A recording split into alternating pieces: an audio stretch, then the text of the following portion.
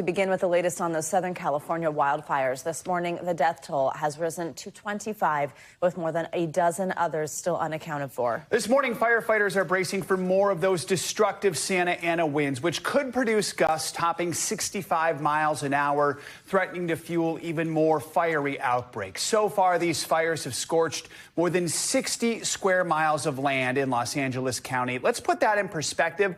That's almost the size of Washington, D.C. This is poised to be one of the most expensive disasters in American history.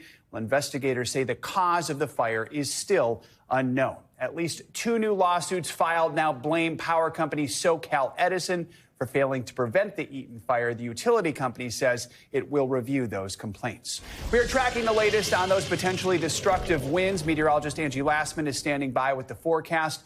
Let's begin with NBC's Steve Patterson on the ground in hard-hit Altadena, scene of the Eaton fire. Steve, let's start with more on those concerning winds. The experts at the National Weather Service, they've labeled this a particularly dangerous situation. That red flag warning set to expire at 3 o'clock today. What are firefighters waiting for until then? And if more fires should break out or pop up, are they prepared after more than a week of this fight? Yeah, PDS is something we don't hear much. It's not a classification used often, meant to denote a particularly dangerous situation, something that's beyond the normal red flag winds that we normally have. It denotes low humidity and, of course, high winds. We're just starting to maybe feel some of the winds. Obviously, we've kind of been in a lull over the past few hours. This is toward the end of a 48-hour period where these winds are predicted to pick up. We've seen, because of that, a few brush fires, a few spot fires over the last few hours, maybe 6, maybe a handful or so of them, but firefighters right on top of them. If it means anything about what could be the next firefighters immediately putting these spot fires out almost as they come up. We've had maybe a few that have crossed over about 50 acres or so, but as soon as they do, they are immediately contained and doused and put out. Now, if the winds get serious enough, no matter what kind of capability they have, it's going to be a tough situation just because of how much brush there is still to burn in this region. And we're talking about winds in the higher elevations, 50 to 70 miles an hour, lower elevations, 30 to 50 miles an hour. That is significant. Firefighters, as you mentioned, also stretched thin. They are still spread across these 2 major fires. Containment is not full yet, which means people are still waiting to get back into their homes. And until firefighters can put out all the spots, can make sure that the embers can't travel to a new location, create a new front of the fire, they still have their hands full. And it's really now about fatigue. It's about the shifts. I mean, a lot of these guys are working 12 to 24-hour shifts, and they have been since this fire broke out. So they do have the capability to do it. It's just a matter of the critical mass of, are the winds going to affect the firefight all at once in a situation where they can't get aircraft up? We'll see. Guys? And you can just imagine people just waiting to learn if something else could happen today, along with some families that still don't even know if their houses are standing. In certain areas, I know it's too dangerous to allow people to get in and check out their houses, like where you're at in Altadena. How are people there responding? What are you hearing from community members? I mean, of course, it's heartbreak, guys. Of course, like the devastation is endless. It is just every single street in this area that I'm standing. We could have put this live shot the next block over. It will look very similar because there are just rows and rows of devastation. Now, saying that, I mean, coming into a zone like this, we saw a number of donation drives yesterday, people opening up their homes to the community just to take in items like baby formula, bottles of water, canned goods, all for the community here. It's very tight-knit, particularly in Altadena. At the Palisades fire, it's a little bit different of a story. We saw rows of cars going back hours that were trying to get into the zone. Unfortunately, as you mentioned, it's just too dangerous at this point. It may look like just smoldering ruins, but there is still an active fire in these zones. And until firefighters, again, can put really a nip in the bud here, it's going to take some time before homeowners can see it. It could take weeks. Yeah, Steve, we know federal investigators, speaking of weeks, maybe months, they're searching for what ignited the Palisades fire. Where does the investigation stand this morning? Yeah, they're particularly focused on a ridge that is above the fire sort of operation and where they believe it may have started by point of ignition. They're eliminating sort of lightning strikes. They don't think there was any utility poles in the area. So, of course, they're looking at human ignition. That doesn't necessarily mean that it was intentional, but it is on the list of possibilities as they work to narrow that down. All right, Steve Patterson in Altadena. Steve, thank you so much. Great reporting, Steve. Well, a critical piece of equipment in this ongoing fight are those firefighting helicopters in the sky. Our Ellison Barber went up 1,500 feet with members of CAL FIRE who have been working night and day trying to tame these fires from the air. CAL FIRE taking us up in one of their helicopters, giving us a first-hand look at the massive, coordinated effort to battle the Los Angeles wildfires. Air efforts are a critical part of this firefight, and you see it here. Teams are attacking these fires and hotspots like this one from the air every chance they get. From the air, the scope of the devastation is staggering. Nearly 40,000 acres burned, entire neighborhoods leveled. Were these houses? Was this a neighborhood? Yes, it was. Wow. It looks like a war zone. You can see the scale of the damage from above, and then when you look down, you can also see teams fighting hotspots that have popped up in this area. All of them up on that ridge there, moving towards that hotspot to try and get it under control. Choppers like this are key assets in the arsenal of equipment deployed to fight the Palisades and Eaton fires. They can scoop and drop water, but can also be used to transport firefighters and equipment and look for flare-ups. CAL FIRE has its own fleet of aircrafts operating from 11 helicopter bases across the state that can reach most fires in about 20 minutes. Hey, we have a small window with the wind driving in this direction. Operations Section Chief Christian Litz has been leading the coordinated effort to tame the blaze, working around the clock. The father of 4 has barely seen his family. He's been home once since the fires broke out, at night and for a couple of hours, just to pick up clothes. My wife takes care of everything. I don't have to worry about any of my house. She's a very strong woman, and a lot of our significant others have to be very strong. The only reason why firefighters can do what they do is because of the family that we have back at home. He tells us his oldest son is a new firefighter. He's part of a hand crew. As Litz fights the fires from the sky, his son is fighting them on the ground. These teams have flown countless missions in hurricane-force winds at times. They didn't give up then. They've done this since these fires began, and they say they have no plans to stop now. Forecasters expect red flag conditions to last through Wednesday. Are your teams ready to prevent new fires do develop from these winds? Absolutely. Absolutely, we're ready. And for Litz, it is personal. This fight for y'all, it is personal. Very personal. I live in LA County. I am an LA County firefighter, and I take it very personal every fight that we go to, because it could be my house, it could be my family that's affected. Our thanks to Ellison Barber and CAL FIRE for the view of that damage and, of course, the work those firefighters are doing. So far, the Southern California wildfires have burned around 40,000 acres. On top of losing everything in the wildfires, many LA residents are battling another problem: skyrocketing rents. As fire victims search for temporary housing while figuring out what to do next, they're seeing prices that have spiked more than 80% since the fires broke out a week ago. Reporter McCalla Medina from NBC Los Angeles takes a closer look. I read about a Beverly Hills mansion that went up like 86%. Real estate broker Jimmy Mercado is talking about this Bel Air mansion listed this weekend for $29,500 a month. That's up from $15,900 when it was last listed in September. The listing has since been removed, but we found other listings that show a 29 or 22% hike in prices since the days after the fire. Mercado says it's a clear example of the jacked up prices that those in need are facing right now after losing everything because of the fires. I've had calls from people who've lost their homes and looking for places, and I know the prices have significantly increased illegally.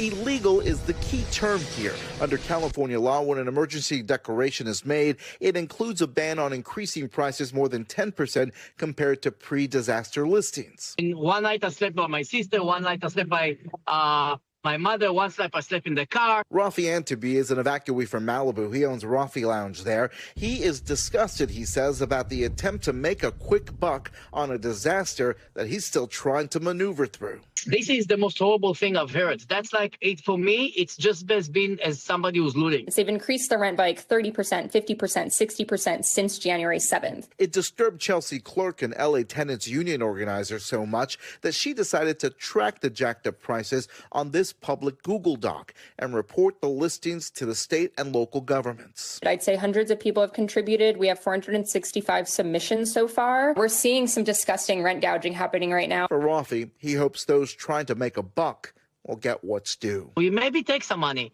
but enjoy your jail time after. That's what I said to those people. I think right now it's the time for community to support each other. All right, thanks to McCollum. Let's take you through that red flag warning. You heard a little bit about this already. We've got 10 million people still at risk from San Luis Obispo all the way down to the Mexican border. We're going to see those wind gusts ramping up here as we get through the later morning hours, 45, 65 miles per hour. But specifically, we've talked already about that particularly dangerous situation wording that's attached to the red flag warning, the fairly rare kind of wording that you'll often see to give you that extra level of how serious this situation is across these regions. So Simi Valley, San Fernando Valley, and parts of the San Gabriel Mountains, that's where you're going to see that stay in effect here at least through 3 p.m. today. We'll maybe see that extended, but I have a feeling as our winds come down and we do see some improvements in humidity levels in the coming days, we'll start to see that kind of expire and we'll go from there. Here's the wind gusts right now. Notice 20, 30 mile per hour wind gusts across parts of Simi Valley. We've got some higher amounts as you look up towards those higher elevations, the hills, the mountains, closer to 60 miles per hour. But these are going to slowly but surely start to come up here as we get into the second half of the morning. So again, those highest wind gusts closer to 65 miles per hour.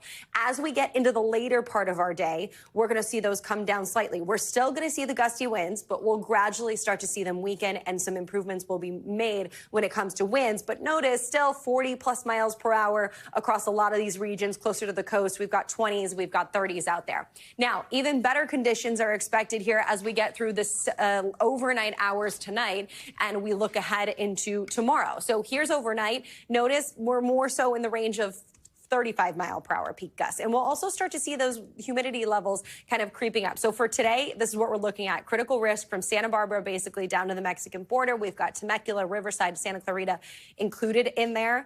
But again, those conditions improve this afternoon. The setup is we've got a high pressure, no surprise, kind of sitting over the Great Basin. This has left us with that Santa Ana wind event that we've seen over the past couple of days. But notice what happens. That's going to move out of the picture. We do get some relief with humidity because our winds are going to be onshore tomorrow, guys, and that lasts until Sunday. This will add a little cloud cover and some fog for folks there, but you'll also notice that the humidity levels come up. That's an improvement. Unfortunately, early next week, we have another signal that we could potentially. That means more winds, of course, offshore humidity level kind of situation. So we'll watch for that. But they'll take a few days of not having those. Exactly. The improvements will be welcome for firefighters for sure.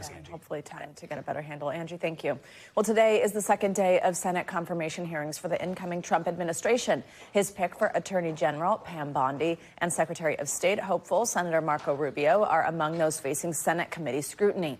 President-elect Trump's controversial pick for defense secretary, that's Pete Hegseth. He was in the hot seat yesterday as Democrats grilled him on past comments about women serving in combat and sexual assault allegations against him. Hegseth has steadfastly denied those allegations.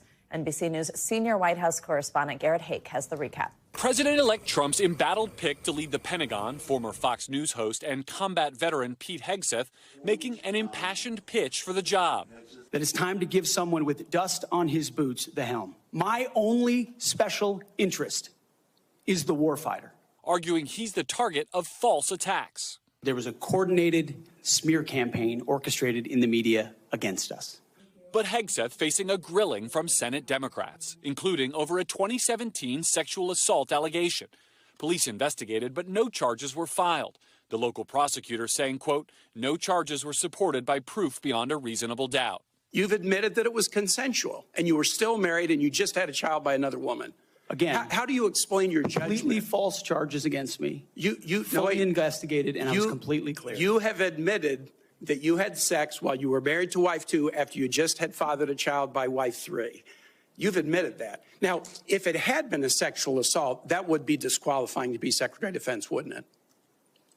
It was a false claim then and a false claim now. Republicans rallying to his defense. We need somebody who's going to go in there and fight for innovation, fight for change. I think you're that person, and I appreciate your willingness to sit here and listen to some of these undignified attacks.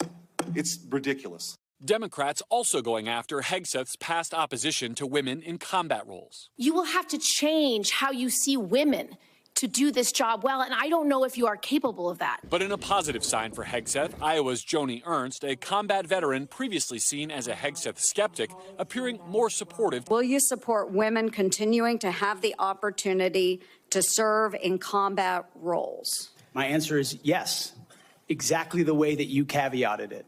Yes, women will have access to ground combat roles, given the standards remain high. Trump transition officials tell me they were extremely pleased with Hegseth's performance. Remember, he can only afford to lose 3 Republican votes if all Democrats support him. With Iowa's Joni Ernst announcing she will be a yes on Hegseth, his path to confirmation looks clear, possibly as early as next week. All right, Garrett, thank you so much. Let's keep this conversation going. Look ahead to another notable confirmation hearing coming up today. Pam Bondi, she's President-elect Trump's pick for Attorney General.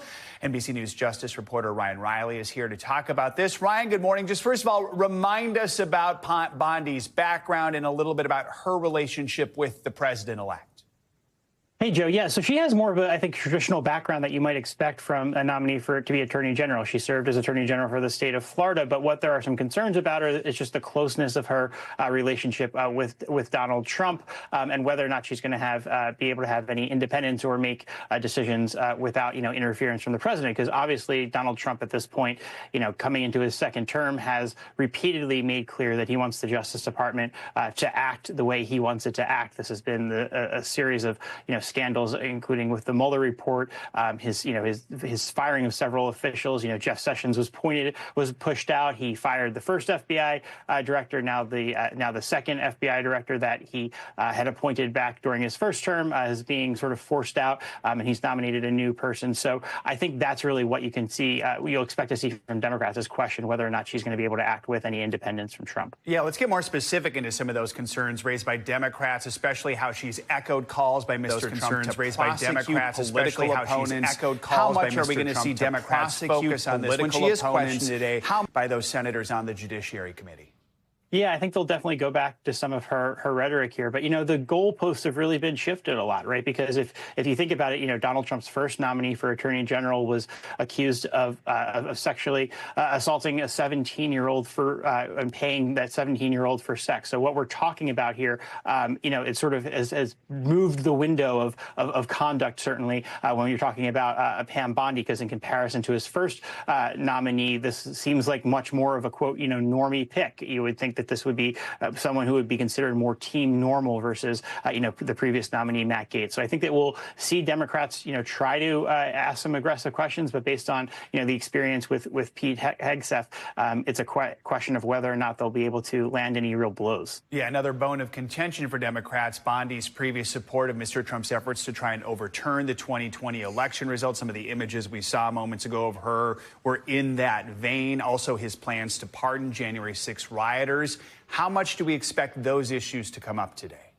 Yeah, I believe that video is actually from Philadelphia, and that was in the lead up to the infamous Four Seasons Total Landscaping press conference that was given in the aftermath of the 2020 election. Pam Bondi sort of fell away from this, I think, as a lot of more respectable lawyers did, because they realized just how complete garbage all of the Trump campaign's claims were, and that they had no legal merit, as has been proven time and time again in court. Now the Jack Smith report came out in the question. Answering the question there. And apparently, what Jack Smith's team has said is that Donald Trump couldn't have possibly believed any of these lies because they were just so ludicrous and crazy about the 2020 election. So now the question is, where did Pam Bondi fall on that? When did when did she recognize that this was complete garbage, this was ridiculous? And when did she choose to fall away from that effort in comparison to what she was saying publicly? Because really, if you think about it, none of these lawyers who actually think about this, who rub a couple of brain cells together, put their heads together and look at the facts and the law, recognize recognize that these claims were false. So the question is, when did that really occur to her, and when did she speak out publicly about that, and why didn't she speak out publicly about just how ridiculous those claims were Donald Trump was making at the time? Thanks for watching. Stay updated about breaking news and top stories.